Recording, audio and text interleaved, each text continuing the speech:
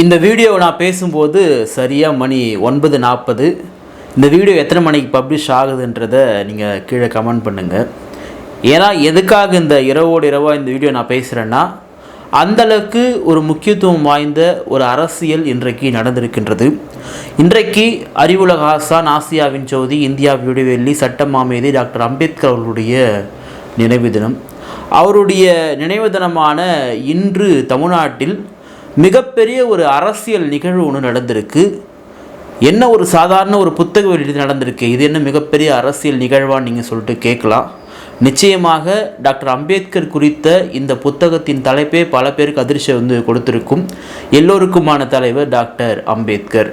இந்த புத்தகத்தை தமிழக வெற்றி கழகத்துடைய தலைவர் திரு விஜய் அவர்கள் வெளியிட, நீதியரசர் சந்திர அவர்கள், அம்பேத்கருடைய பேரன் ஆனந்த் டென்டுமே அவர்கள் இவங்கெல்லாம் பெற்றுக்கொண்டாலுமே கூட, இந்த உருவாக்க உரை நிகழ்த்திய விசிகாவின் துணை பொதுச் செயலாளர் திரு ஆதவர்ஜுனா, திரு விஜய் அவர்களும் திரு ஆதவர்ஜுனா அவர்களும் இணைந்த இந்த ஒரு விழா தான் பார்த்தீங்கன்னா இன்றைக்கு பெரும் அரசியல் பரபரப்பை உருவாகியிருக்கு. என்ன பேச போகிறாங்க மேடையில் அப்படின்றத நம்ம பொறுத்திருந்தோம். பேசிட்டாங்க. குறிப்பாக திரு விஜய் அவர்களும் திரு ஆதவர்ஜுனா அவர்களும் இருவரும் பேசிய இந்த உரை பார்த்தீங்கன்னா மிகப்பெரிய ஒரு அரசியல் அழுத்தத்தை இங்கே இருக்கக்கூடிய திமுகவிற்கு உருவாக்கியிருக்குன்னு சொன்னால் அதுதான் உண்மை. எதற்காகனா, முதல்ல நான் திரு ஆதவர்ஜுனா அவர் பேசின பேச்சை கேட்கும் பொழுது உண்மையாக அவர் சில விஷயங்கள் ஆட்சி அதிகாரத்தில் பங்கு இது போலலாம் பேசுவார்னு எதிர்பார்த்தேன். 1000 தான் இருந்தாலும், அவர் வாய்ஸ் ஆஃப் காமன் நிறுவனராக இருந்தாலுமே கூட, அவர் விசிகாவினுடைய துணை பொதுச் செயலாளர், ஒரு கட்சியினுடைய மெயின் பாடியினுடைய முக்கியமான பொறுப்பாளர் இருக்கார். அவர் பேசக்கூடியது நிச்சயமாக விசிகாவினுடைய கருத்தாக ஒரு பக்கம் பார்க்கப்படும். திருமா அவர்கள் ஒருவேளை திமுக எதிராக ஆதவர்ஜுனா பேசினா அதற்கு அவர் விளக்கம் கொடுக்க வேண்டியதாக இருக்கும். விசிகாவிற்கு ஒரு பெரும் சுமையை திமுக விமர்சித்து விட்டால் ஆதவர்ஜுனாவுக்கு ஏற்படுத்தி விடுவார். ஆனால் திரு ஆதவர்ஜுனா திமுக தவிர்த்துட்டாரா அப்படின்னு பார்த்தா ரொம்ப வெளிப்படையாக ரொம்ப உடச்சி பேசியிருக்காரு. 2026 மன்னராட்சியை ஒழிக்க வேண்டும். 2026 நடக்க போகிறது ஒன்றும் பாராளுமன்ற தேர்தல் கிடையாது, தமிழ்நாட்டில் சட்டமன்ற தேர்தல் நடக்க போகுது. இந்த தேர்தலில் மன்னராட்சியை ஒழிக்க வேண்டும் சொல்லிட்டு நேரடியாக இங்கே இருக்கக்கூடிய திமுக அரசின் ஆட்சியை வீழ்த்த வேண்டும் அப்படின்ற ஒரு மிகப்பெரிய ஒரு சூளுரையை நிகழ்த்தியிருக்காரு. அவர் பேச பேச திரு விஜய் அவருடைய முகத்தின் ரியாக்ஷன் நம்ம கவனிச்சிருப்போம். 2 பேரும் கலந்து யோசித்து தான் பேசினாங்களா இல்லை திடீர்னு பேசின பேச்சா அப்படின்ற ஒரு சந்தேகமே நமக்கு வருது. ஏன்னா அந்தளவுக்கு 2 பேருடைய கருத்துமே இங்கே இருக்கக்கூடிய ஆட்சியை அகற்ற வேண்டும் அப்படின்றதுலாம் குறியாக இருந்தது. குறிப்பாக திரு ஆதவர்ஜுனா பேசின மன்னராட்சி இருக்கு இல்லையா, அது ரொம்ப முக்கியமாக பார்க்கப்படுது. 2026 விசிகாவானது திமுக கூட்டணியோடு தான் இருக்கிறோம், இங்கு தான் இருப்போம் என்று விசிகாவின் தலைவர் டாக்டர் திருமா அவர்கள் அறிவித்துமே கூட, அந்த கட்சியினுடைய துணை பொதுச் செயலராக இருக்கக்கூடிய திரு ஆதவர்ஜுனா அவர்கள் அந்த திமுகவை ஆட்சி கட்டிலிருந்து இறக்கணும்னு பேசுகிறார் இல்லையா, இந்த பேச்சு திருமாவளுடைய ஒப்புதலோடு பேசப்பட்ட பேச்சா இல்லை இவருடைய சொந்த விருப்பமா அப்படின்ற ஒரு கேள்வியை நமக்கு முன்வைக்குது. அதே போல் பிறப்பால் ஒருத்தர் முதலமைச்சராக இங்கே ஆகக்கூடாதுன்னு ஒன்று சொல்லியிருக்கார் இல்லையா, அப்படின்னா இவர் யாரை சொல்ல வராரு? திரு ஸ்டாலின் அவர்களை சொல்ல வராரா? ஏன்னா அவர் தான் கலைஞருடைய மகனாக இங்கே பிறப்பால் முதலமைச்சர் ஆனார்ன்றது பல பேர் விமர்சனம் ஆகிறாங்க. அதே போல் இன்றைக்கு திரு ஸ்டாலின் அவர்களுடைய மகனாக திரு உதயநிதி ஸ்டாலின் அவர்கள் துணை முதலமைச்சராக இருக்கார். அப்போ இதுவுமே பிறப்பால் கிடைக்கப்படுறதுன்னு தான் சொல்கிறாங்க. அப்போது இந்த பிறப்பால் முதலமைச்சர் ஆகக்கூடாது என்று சொல்லக்கூடியது முழுக்க திரு ஸ்டாலின் அவர்களையும் திரு உதயநிதி ஸ்டாலின் அவர்களையும் எதிர்த்து தான் திரு ஆதவர்ஜுனா பேசியிருக்கார் என்று நம்மளை புரிஞ்சுக்க முடியுது. இந்த 2026 மையப்படுத்தி தான் இந்த புத்தக வெளியிலே நடக்குது அப்படின்றத திருமாவளவன் எனக்கு ஒரு பெரிய ஒரு ஸ்டேட்மெண்ட்டை சொன்னார். ஏன்னா ஒரு அம்பேத்கர் அவர்கள் குறித்த ஒரு புத்தக விழாவிற்கு அரசியல் சாயம் பூசப்பட்டு திமுக கூட்டிலிருந்து விசிகாவை பிரிக்க வேண்டும் என்பதற்காக தான் இந்த புத்தக வெளியே நடக்கிறது என்பதை இன்றைக்கு திருமாவளவன் 4 பக்க அறிக்கையை கொடுத்தாரு, நிறைய பேட்டி கொடுத்தாரு.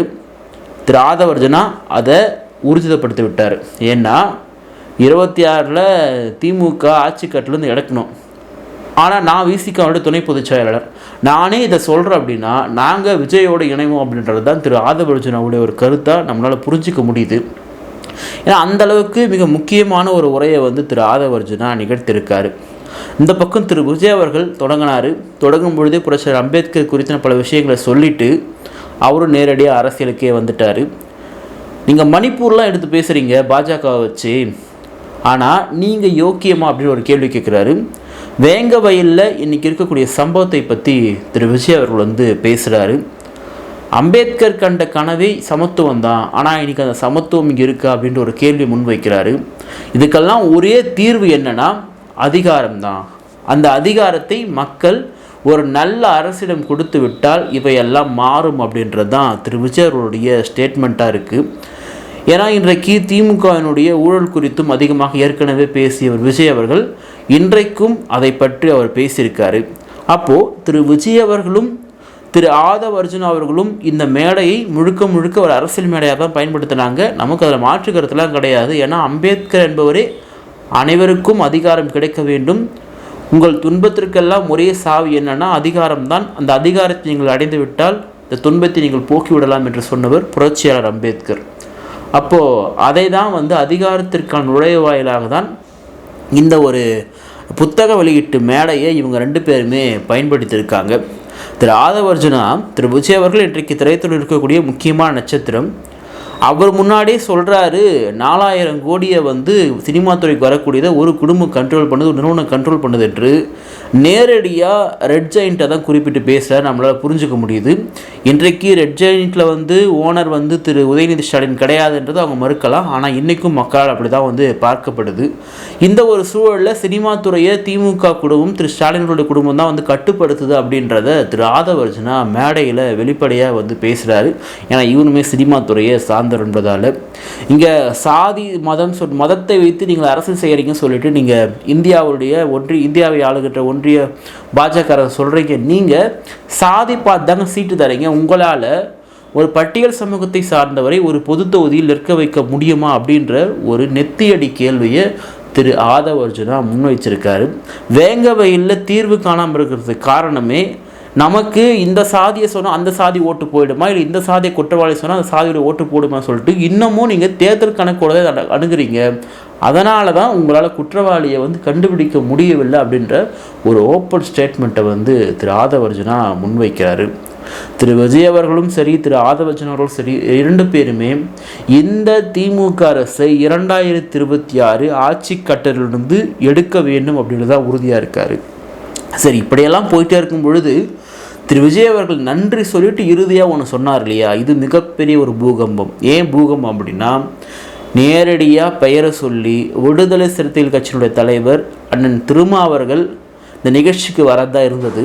ஆனால் அவரை கூட்ட நிற்கக்கூடிய இந்த திமுக போக விடாமல் அவருக்கு எவ்வளோ நிர்பந்தத்தை கொடுத்துருக்க முடியுன்றதை என்னால் புரிஞ்சிக்க முடியுன்றதை சொல்லிவிட்டு அவர் அங்கே இருந்தாலும் அவருடைய மனசு நம்மக்கிட்ட தான் இருக்கும் அப்படின்றத சொல்லிட்டு போகிறாரு.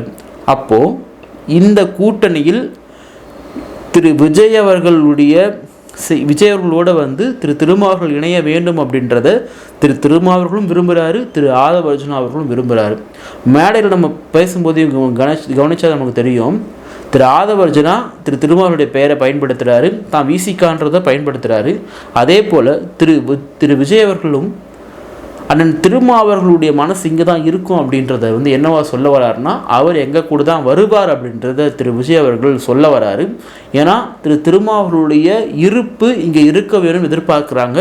திருமா நம்மளோட இருந்தால் நம்ம வெற்றி பெற முடியுன்றது திரு விஜய் ரொம்ப ஆழமாக நம்புகிறாரு. அதனால தான் முதல் தன்னுடைய மாநாட்டிலே ஆட்சியிலும் பங்கு அதிகாரத்திலும் பங்கு அறிவித்தார். அந்த அழைப்பு பொதுவாக சொல்லப்பட்டாலுமே கூட நமக்கு தெரியும் அந்த அழைப்பு திரு திருமாவர்களுக்கானது தான் என்று. நாளைக்கு அண்ணன் திருமா இது குறித்து என்ன பதில் சொல்ல போகிறார்ன்றதை நம்ம பொறுத்திருந்து தான் பார்க்க வேண்டியதாக இருக்கின்றது. நிச்சயமாக இந்த நிகழ்வு என்பது அண்ணன் திருமா சொன்னது போல் அரசியல் நிகழ்வாக தான் முடிஞ்சிருச்சு. உண்மையாகவே அம்பேத்கரை இன்றைக்கு திரு விஜய் அவர்கள் போன்றவர்கள் பேசுகிறதுனால அம்பேத்கருக்கு அதனால தான் புகழடைவார்கள் நம்ம சொல்ல வரல. இன்னும் கூடுதல் சிறப்பு அம்பேத்கர் வந்து இவங்க மூலமாக வந்து பொதுமக்களிடத்தில் போய் கொண்டு போய் சேருவாங்க.